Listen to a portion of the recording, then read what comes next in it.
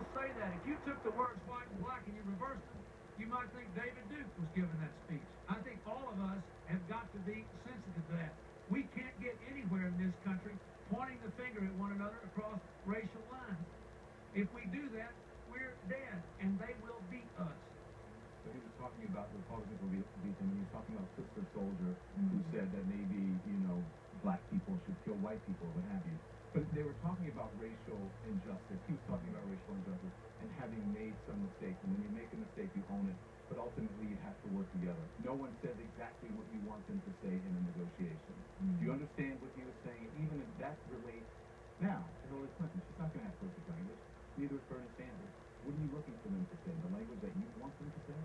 So what we're looking for in the challenging of these presidential candidates is for them to have an advanced and nuanced understanding of racial dynamics in this country. We have certain expectations of presidents, right? That they have an economic understanding, that they have international policy understanding.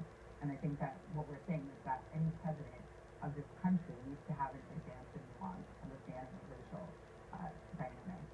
And that's not what we saw from Hillary Clinton. And it's important to note that while he was saying that, he was also writing laws and passing legislation that directly translated into the breaking up of families by locking away people for extremely long amounts of time for extremely minor drug offenses.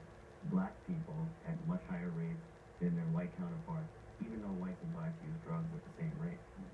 So during that, the Black Lives Matter organization for no media to be present during his talk with Clinton, but they filmed it. You didn't? Okay, go ahead. Explain. Because it was filmed and it was put out there. Why release the video? So we weren't ever asked anything about the media. So our plan was to go in and ask our questions in the public forum. When we arrived, we weren't able to do that. We were offered the opportunity to speak with her one-on-one, and we filmed it so that we would have this video, so that we would be able to publish. I think it's really important that the public sees the presidential candidate's reaction to these types of questions. But we were never offered or asked about our future president. So why do you think it's important for the public to see this? Because the United States needs to have a conversation, a deep conversation about how we treat each other.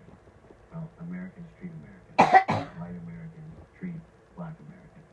And the longer than the Clinton history of it. If you look at the way the drugs are persecuted in our society today, particularly with heroin today, there's a massive heroin epidemic in the United States, largely in rural United States, and it's affecting largely white kids. And there's all this conversation about treatment programs and ways that we can get our community back together. If you rewind 40 years ago to the 60s and 70s, the way that they handled the heroin problem in the black community, and the way that they handled the crack problem in the black community was very different. The way that they handled drunk driving with Republican candidates are talking about. Rand Paul is talking about that particular issue and the disparities in drugs in between whites and blacks. It's not coming from Democrats and progressives. It's coming from the conservative side. Does that matter to you? What matters is the way that the United States conducted a war. But does that matter to you that it's not coming? War on drugs that occurred on the black community. War on drugs doesn't actually exist. I understand what a war on drug users, right? Except when it comes to the political process that we're having now, and you're interrupting or disrupting progressives, liberals.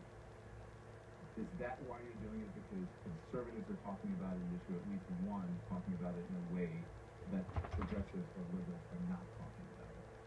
You want that last little part too? We are disrupting. No, I gave it to you already. The election process.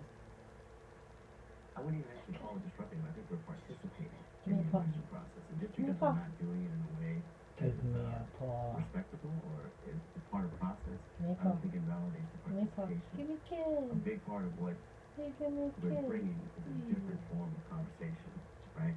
Because that's what exactly needs to happen. The United States does not have an accurate or good racial analysis or a conversation about how we treat black people. I want to give you this moment, and we're over time, so I don't know how we're going to fix this, but why is it offensive to you when you call it violent language when people say all lives matter in relation to Black Lives Matter? So the only time that we hear all lives matter is in direct confrontation with Black Lives Matter. You can actually see the trends on the internet that the use of the hashtag didn't exist until Black Lives Matter existed. And so when people say all lives matter. wow, so We you see it. get And that's because of Bernie Sanders shutdown, right? That when people assert Black Lives Matter, the response is all lives matter, but it's in direct conflict with Black Lives Matter. You're not saying that all lives don't matter. You're just saying we need you to pay attention to Black lives right now.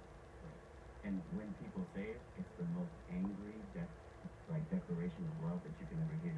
It's very angry the way people say it, because it's in direct response to something that they find offensive. They find Black Lives Matter hearing it offensive, and so they have to say all lives matter. So here's a criticism, that you're going to shout so many people down that people aren't going to listen anymore, will become pro-pink, or as many people being, how PETA handles a certain thing, that if you continue to shout people down, even allies, that people will start to tune you out. Does that concern you at all?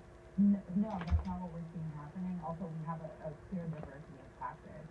The Black Lives Matter Network is 26 chapters, and as you've seen, even in the past 2 weeks, we use a diversity of tactics to get our message across. And that also isn't what we've seen. We've seen Bernie Sanders be shut down, and we've seen him